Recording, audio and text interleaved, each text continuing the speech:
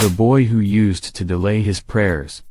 He remembered his grandmother's warning about praying on time. "My son, you shouldn't leave prayer to this late time." His grandmother's age was 70, but whenever she heard the adhan, she got up like an arrow and performed salah/namaz/prayer.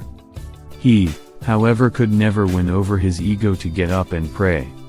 Whatever he did, his salah was always the last to be offered, and he prayed it quickly to get it in on time. Thinking of this, he got up and realized that there were only 15 minutes left before Salat al-Isha. He quickly made wudu and performed Salat al-Maghrib. While making tasbih, he again remembered his grandmother and was embarrassed by how he had prayed.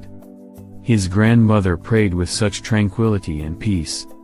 He began making dua and went down to make sajda and stayed like that for a while. He had been at school all day and was tired, so tired. He awoke abruptly to the sound of noise and shouting. He was sweating profusely. He looked around. It was very crowded. Every direction he looked in was filled with people. Some stood frozen looking around, some were running left and right, and some were on their knees with their heads in their hands just waiting. Pure fear and apprehension filled him as he realized where he was. His heart was about to burst. It was the day of judgment.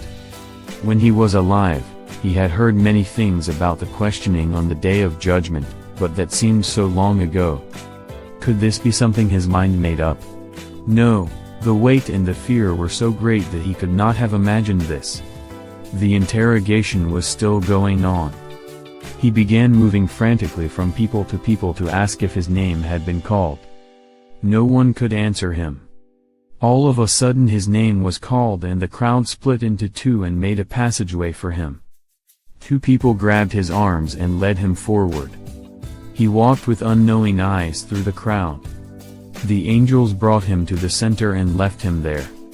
His head was bent down and his whole life was passing in front of his eyes like a movie. He opened his eyes but saw only another world. The people were all helping others.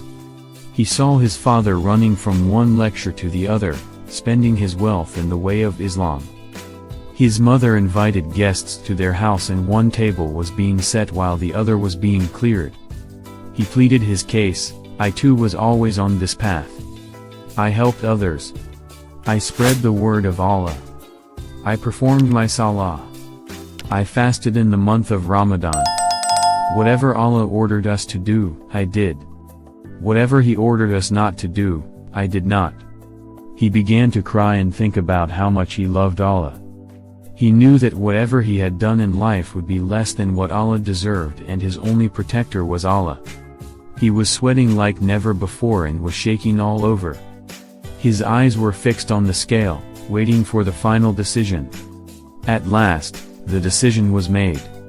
The two angels with sheets of paper in their hands, turned to the crowd. His legs felt like they were going to collapse. He closed his eyes as they began to read the names of those people who were to enter Jahannam/hell. His name was read first. He fell on his knees and yelled that this couldn't be. How could I go to Jahannam? I served others all my life, I spread the word of Allah to others. His eyes had become blurry and he was shaking with sweat. The two angels took him by the arms. As his feet dragged, they went through the crowd and advanced toward the blazing flames of Jahannam. He was yelling and wondered if there was any person who was going to help him. He was yelling of all the good deeds he had done, how he had helped his father, his fasts, prayers, the Quran that he read. He was asking if none of them would help him.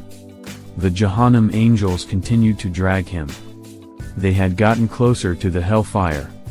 He looked back and these were his last pleas.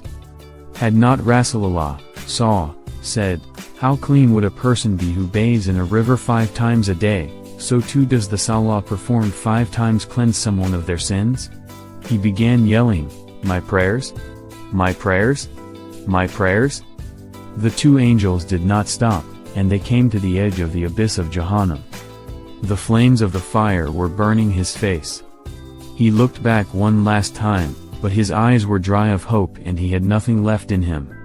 One of the angels pushed him in. He found himself in the air and falling towards the flames. He had just fallen 5 or 6 feet when a hand grabbed him by the arm and pulled him back. He lifted his head and saw an old man with a long white beard. He wiped some dust off himself and asked him, "Who are you?" The old man replied, "I am your prayers. Why are you so late? I was almost in the fire. You rescued me at the last minute before I fell in."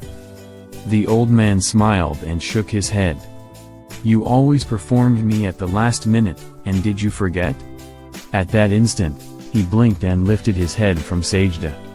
He was in a sweat. He listened to the voices coming from outside. He heard the adhan for Salat al-Isha. He got up quickly and went to perform wudu. "Say your prayers before prayers, for you are said."